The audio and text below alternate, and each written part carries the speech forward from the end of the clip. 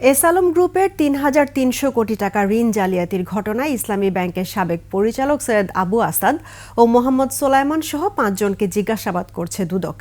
এর আগে একই বিষয়ে গত ২০ ও ২১ নভেম্বর তলব করা হয়েছিল বাংলাদেশ ব্যাংকের ১৩ কর্মকর্তাকে। তবে চিঠি না পাওয়ার কারণ দেখিয়ে তারা কেউই দুদকে হাজির হননি। বিস্তারিত মাহিলা ইসলামের রিপোর্টে। গত বছরের ডিসেম্বরে ইসলামী ব্যাংকের চট্টগ্রামের ৩টি শাখা থেকে বিতর্কিত ব্যবসায়ী এস আলম ৩,৩০০ কোটি টাকা লুট করেন।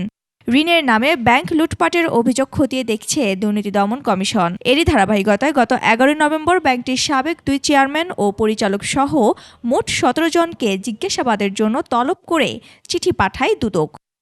তলবের প্রেক্ষিতে রোববার দুদকের কার্যালয়ে আসেন ইসলামী ব্যাংকের সাবেক পরিচালক সৈয়দ আবু আসাদ ও মোহাম্মদ সোলাইমান সহ ৫ জন। এখানে একজনের পিটিশন দিতে আসছি আমি।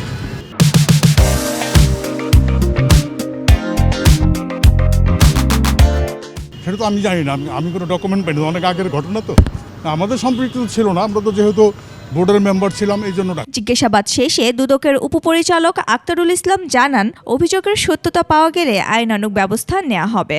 ব্যক্তিগত শুনানি বিষয়, অভিযোগ সংশ্লিষ্ট যে বিষয়গুলো ছিল তার বিষয়ে তাদের কি বক্তব্য সেই বিষয়গুলো শোনার জন্য অনুসন্ধানকারী কর্মকর্তা ডেকেছিল। এদিকে এর আগে একই বিষয়ে বাংলাদেশ ব্যাংকের ১৩ কর্মকর্তাকে তলব করা হলেও চিঠি না পাওয়ার কারণ দেখিয়ে তারা দুদক কার্যালয়ে উপস্থিত হননি। মাহিলা ইসলাম, ২১ টেলিভিশন, ঢাকা।